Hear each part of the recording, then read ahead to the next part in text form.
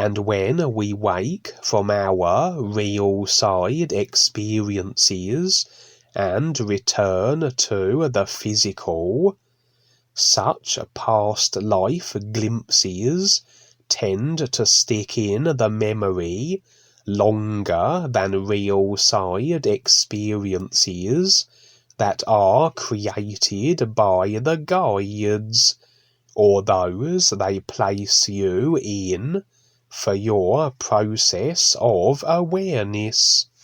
Of course, people will always have flashbacks to previous lifetimes, regardless of if they're on their process of awareness or not.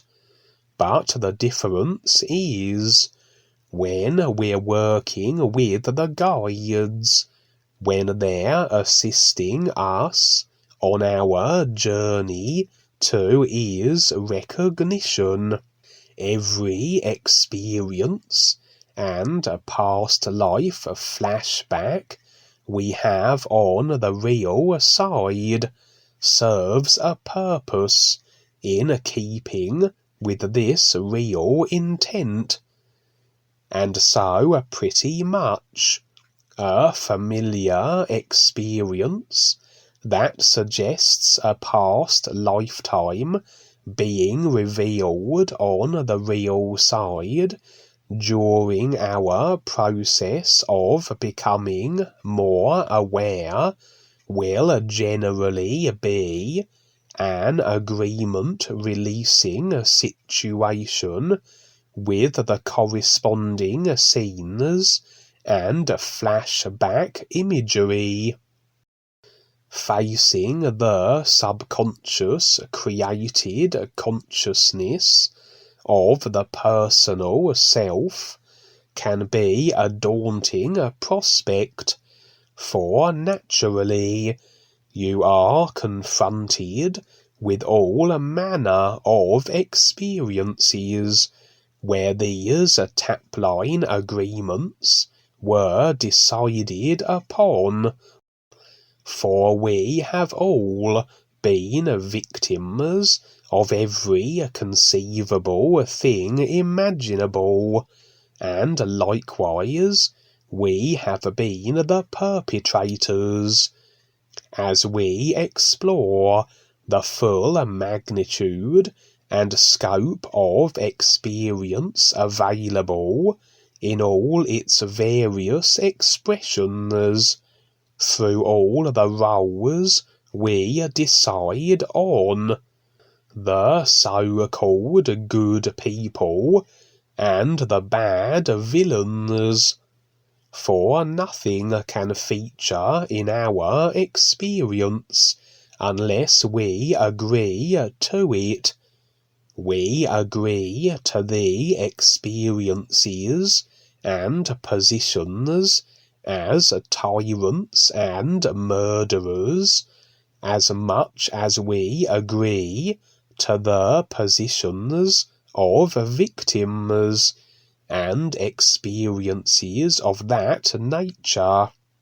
As an idea, if an individual agrees to the control of another person over them, they effectively have decided upon the idea that this individual has a power over them, the power then to do whatever said individual wishes.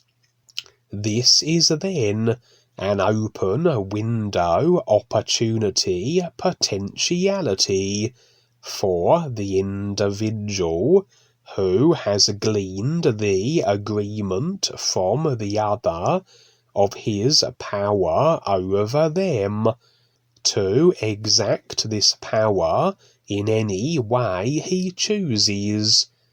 Hence, if such an agreement to another's power is secured, this is almost like a decision, a cause and effect contract. that can be utilized by the tyrant at any time.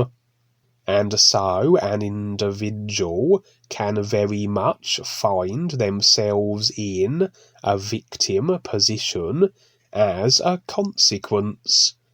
This is another reason why through real awareness, protection is automatic, for there are no possible cause and effect decided agreements to anything with the real awareness. No possibility, then, of attack in any form, as there are no cause to effect windows an attacker can utilize. And so, the experiences we have on the real side, as these unconscious agreements are unearthed, are either those we had at the time of the agreement, or perhaps glimpses of situations that were the effects of that which we agreed to. Often the experiences will make little sense also to the personal self, if they were experiences at the time of agreements from strange worlds and puzzling positions in life thousands of lifetimes ago. But generally then, the sense of what's occurring may not be as important as the recognition of them as being experiences that are revealing agreements that we are releasing. This experience I will share now was along these lines. Agreement that had facilitated my role as a victim in some dimension, life, or wherever in time and space creation it might have been.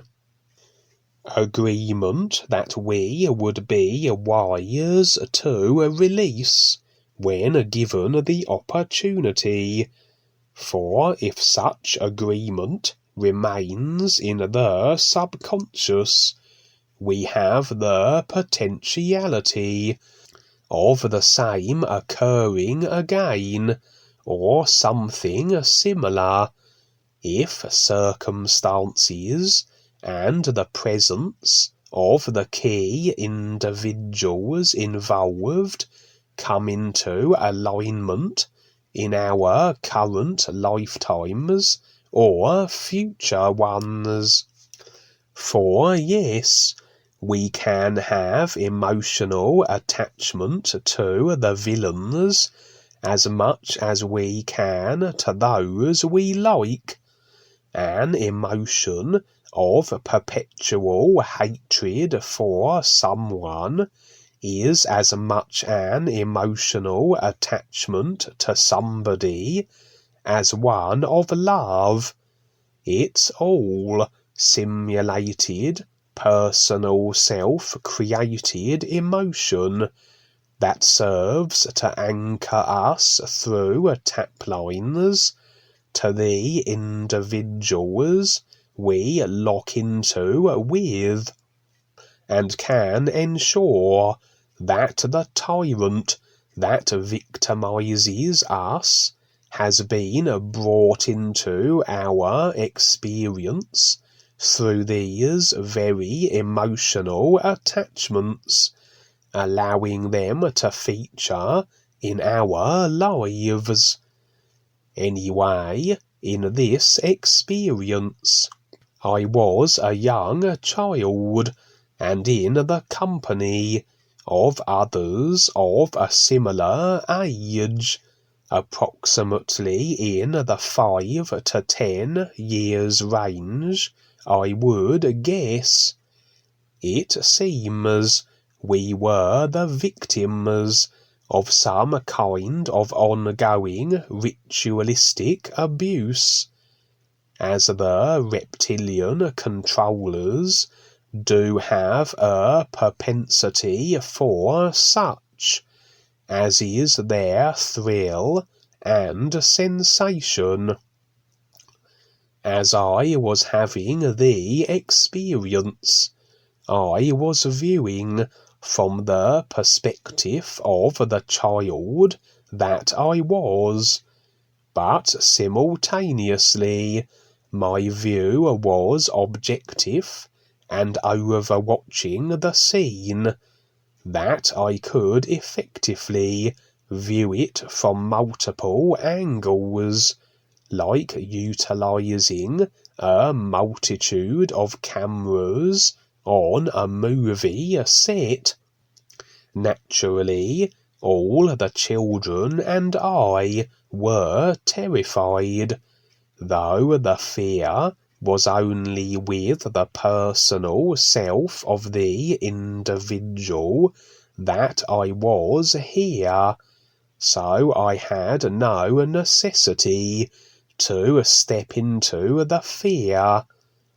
I was aware of it, but it was as though I wasn't owning it.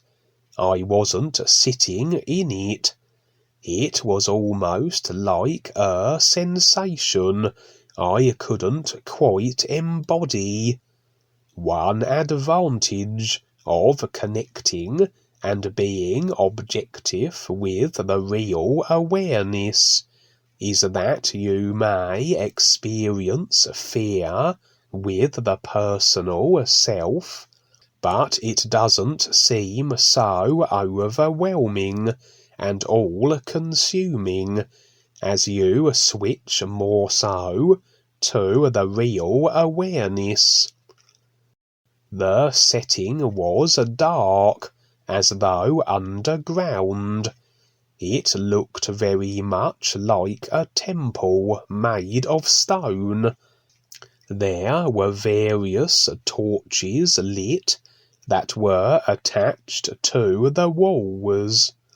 There were individuals wearing dark robes, very satanic in its overtones, I would have said, and two very powerfully built characters, looking very much like executioners, with the face concealing hoods they wore, escorted the children and me into this chamber, and acted as enforcers to ensure there was no hint of insurrection.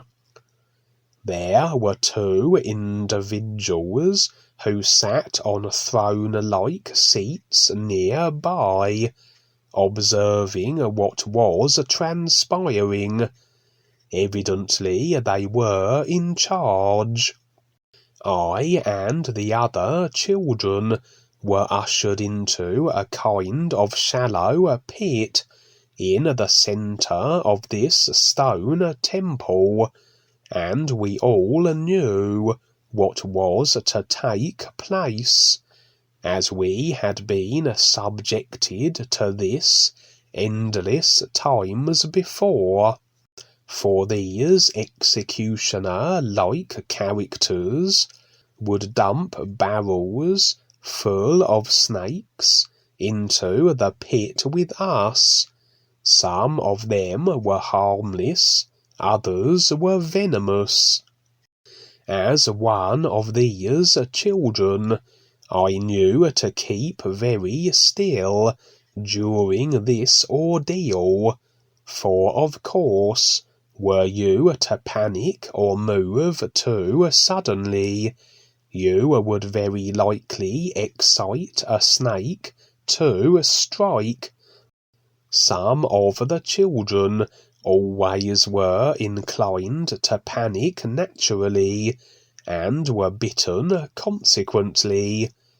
I always would crouch into a kind of a ball, a fetus position, and shut my eyes tight as all the snakes squirmed and wriggled over me and the others. On occasion I would be bitten also, but I'm fairly certain that these dark satanic characters always would provide the anti-serums after this ordeal. The whole purpose of this was, of course, to induce fear. Through ritualistic abuse, the introduction of extreme fear is utilized over time and in many different forms for all sorts of reasons. Brainwashed Manchurian candidates, for example, those programmed to activate and cause mayhem at an allotted activated moment, have their programming locked and concealed from their conscious minds, due to fear-based trauma they were subjected to.